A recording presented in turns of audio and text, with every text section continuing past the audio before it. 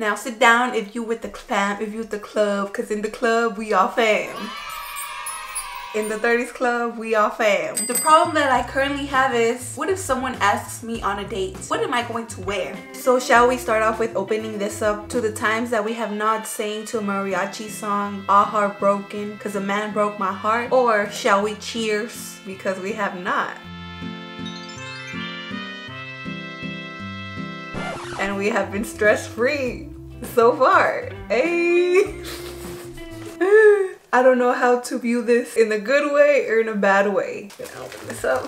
I know I'm turning into an old lady because when people gift me stuff, I keep them in their wrapper because I don't want to open them because I don't want them to get messed up. So let's see. Oh, they're so cute. Look at that. They're so cute. They wrapped this up real good. Apparently, life doesn't want me to cheers to anything. Okay. Yeehaw. Oh, be careful, be careful. These are precious. These are precious. We don't want them to fall. Ooh la la. Ooh la la. What do we have going on here? Let's start off with the first shot because it's going to be a long one. Oh, sugarcane liquor and mezcal. Hecho en México, como debe de ser. Ooh, it smells so soft. I'm just kidding, I'm not. Does it look like I need a shot of alcohol to suppress my stress of being in a relationship? See, this is what's wrong with the current generation. We think being in a relationship is bad. We love being alone. We love being single. In a relationship, no thank you. Don't worry, my friends. I'll save this for the ones who really need the alcohol. Here you go. TBH, I really cannot drink alcohol or take a shot because let me tell you what, girl. I went to the store the other day. It was 2 p.m. I had not eaten, but I was thirsty. I went to the store. I bought myself a kombucha. I said, oh, this is gonna taste so good. The fermentation, everything's gonna feel so good to my body. I took one freaking sip. I was doubting myself if I could make the drive back home safe. Let me tell you what, I felt tipsy with one sip of kombucha. Now, obviously, kombucha has naturally occurring alcohol, but they sell it without needing an ID. So why the hell did my body decide to get tipsy off of kombucha? I was so mad. I was like, I'm gonna need to train my body again to drink alcohol. I've been sober. I drink alcohol, but maybe like a drink every 4 months. At home. So let me tell you the story. One of my siblings recently got pregnant, and when my mom announced the pregnancy to her sisters in the WhatsApp group chat, she just sent the picture of the sonogram. No words, no nothing, no text, no explanation, just the picture. And she waited a moment. Texts started coming through. 1, 2 from this tia, from the other tia. Oh wow, who is it from? My mama told them it was from the correct parent who's pregnant. I said, Mom, you had the perfect opportunity to tell them it was from me, that I was the pregnant one. You had the perfect opportunity to make it a joke. And then she was like, well, who the hell is gonna be the father? You're gonna be the Virgin Mary? And then I told her, well, that'll be for them to stay curious and for me to know. So yes, I am 30 years old and I've never had a boyfriend, or been kissed, or on a date. I'm going to start off when it is socially acceptable to have a boyfriend, and not when I was in kindergarten and I had 4 boyfriends. Throughout high school, I had a strict dad, and I don't know about y'all, but I was scared of my dad. He carries himself with...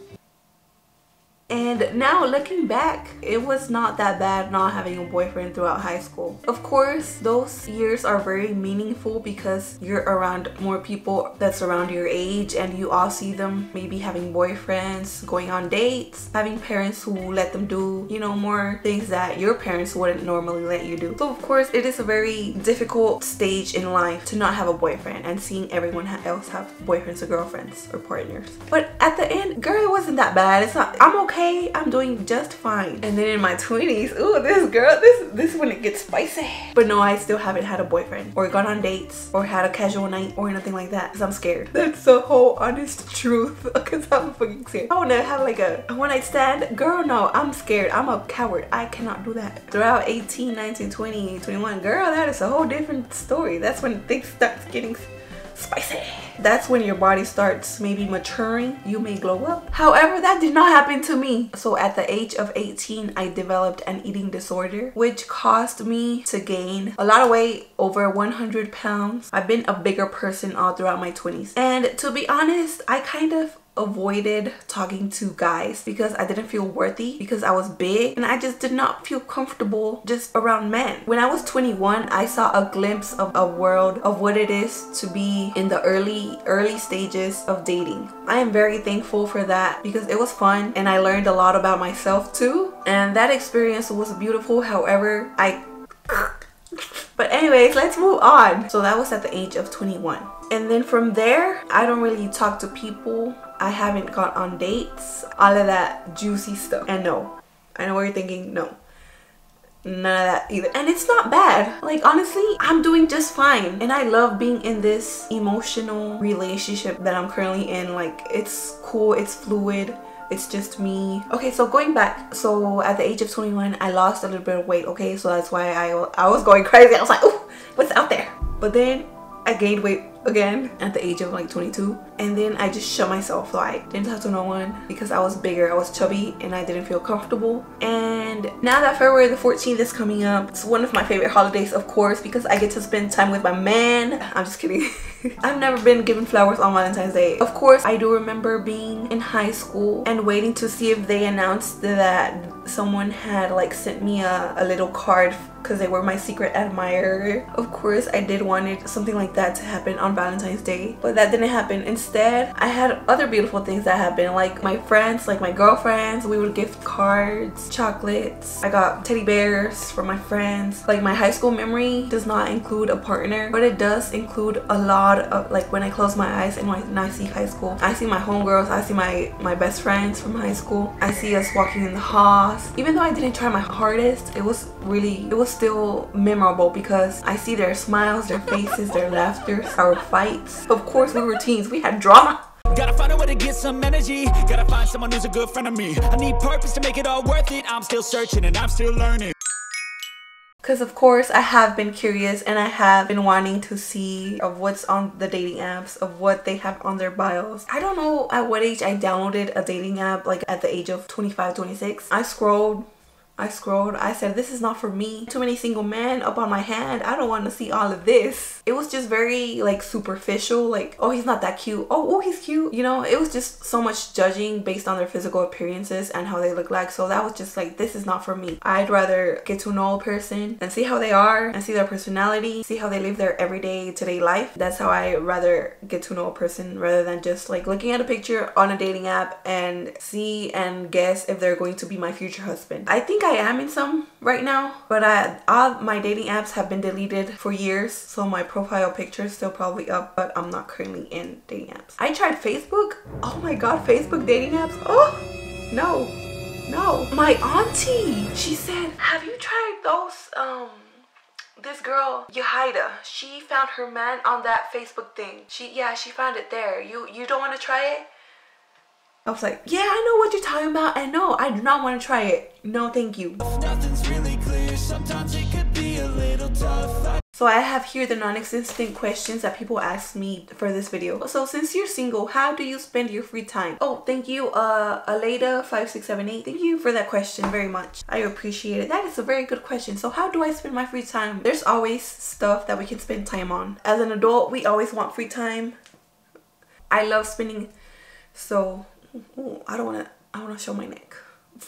I don't want to show my dark ass neck. I might have diabetes. I need to go get that checked out. Procrastinating. I don't want to call for unemployment. How do I spend my free time? I love spending time with my mom. I love going out to eat with my mom. I love to take my mom places. I love to buy her things. things. Traveling with my mom. Even though I am not her most adored child of hers, I know I am privileged to have still my mom alive, and my dad too, of course, even though he's always working. So I tell my mom, so mom, you over here telling me to get a boyfriend, but don't you realize I buy you food, we go to restaurants? If I get a boyfriend, girl, I'm not gonna do all of this with you anymore. And she's like, oh, that's fine. I hope to dear God, if I have a boyfriend, I still continue to do these things with my mom. So 1, spending quality time with family. 2, spending quality time with friends, going on museums, editing. This is a whole full-time job, editing for my 5 views that I get. All my hard work is worth it for my 5 views. Okay, don't tell me nothing about that. Traveling, puzzles, give me that time. Time is not free. I will do something with my time. Mr. Pansine said, so what is being single like nowadays? I couldn't really compare it to what it's like being in a relationship to being single, because being single is the only world that I know and have knowledge of. There are a lot of, especially in the Latino community, they want us to be married by 30, by 25, but my parents don't really pressure me at all. However, other people, like my outside family, I remember growing up, they would always ask me, and where's the boyfriend? Girl, I have no idea. He's probably in the drawer somewhere. He's probably growing. I don't know where he is, but he's not here with me. Do you want to buy me one? Anyways, oh my god, am I being that tia? Oh my god, I need to stop asking my little cousins if they have girlfriends in school. Oh my god, I need to learn that. Oh my god, stop.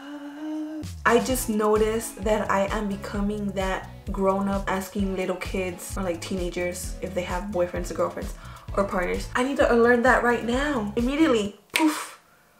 I'm not gonna ask that anymore. Okay. But yeah, growing up, I did have aunties asking me where my boyfriend was, if I had a boyfriend. I guess my family just got used to me being single and they don't ask me anymore. And I am at peace because I don't get that outer noise of where is my boyfriend. I don't know, do you want to ship him from Colombia? Oh, what is being single like? Being single. So if you're asking about the good things of being single, it is knowing that your decisions may not affect someone else, like having someone as close as a partner or living with a partner. If you ask me about the good things of being single, of course, I'm going to tell you all the good things that I have currently for myself that I don't see what the people that are in a relationship have. Because if you ask me about the good things, now that I'm thinking about it, I don't know if it's a hard question, because normally when people ask others what's being single like, normally they would probably have like something else to compare it to. They would sway it in that direction. Like, oh, you're just spending time with yourself, you're getting to know yourself, all of that. But since I have never had a boyfriend, I just feel like that's how my life is naturally coming up. So if I had the knowledge and have the life experience to compare it to what it is being in a relationship, I may answer the question of what being single is like and just list all the good things of what being in a relationship does not have. But I don't have that life experience. So for me, being single, I couldn't put it if it's good or bad, because it's just how I've naturally lived my life. And I feel like life, no matter if you're single or you're in a relationship, it has its good and its bad. So I'll tell you what it's like being single and never having a boyfriend. In my words and my thoughts is wondering what it's like to have a person with a deeper sentimental feeling that you can go out to restaurants with, that you can be vulnerable with, wondering how love affects your brain. Being single is wondering how it feels to have all of these feelings that being in love gives you. But also being single is learning about yourself. It's learning about yourself and learning how you are when you are alone. It's observing the relationships around you, but it's noticing the beauty and the ugly in other people's relationships. Now, what am I doing since I am just being me, just living? In my hopes is have more empathy, to be more self-aware when I'm being mean to others. I don't know the version that I'm going to be when I'm in a relationship. What I'm trying to do, implementing little steps of emotional health and having emotional maybe knowledge that will help me of when I'm really into a relationship. Because I know, like, growing up, I realized that love is not enough when it comes to building a life with someone else. Right now, what I'm trying to do is better my communication with the people already around me, be nicer, be more patient, be comfortable with myself. I already know how to be by myself, so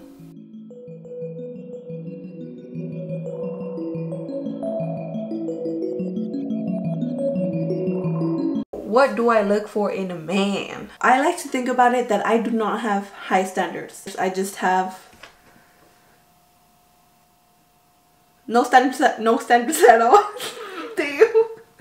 Nowadays, social media has set an unrealistic high expectations of what it is to be in a relationship, because everyone just puts their happiest moments online, and that is not the case. That is not reality. Behind closed doors, every relationship argues, have misunderstandings. They all probably want to pull off each other's hair sometimes. I look for in a person someone who is willing to construct a life with me, and the day that they do not want to be with me anymore, I want them to have the freedom to tell me, and I'll be okay with that. If we both decide each day to be with each other and to construct something that we both agree on, then what more could I want? And by that, he'll have to know that he'll have to buy me flowers every now and then and chocolates. This is enough chit chat for my liking.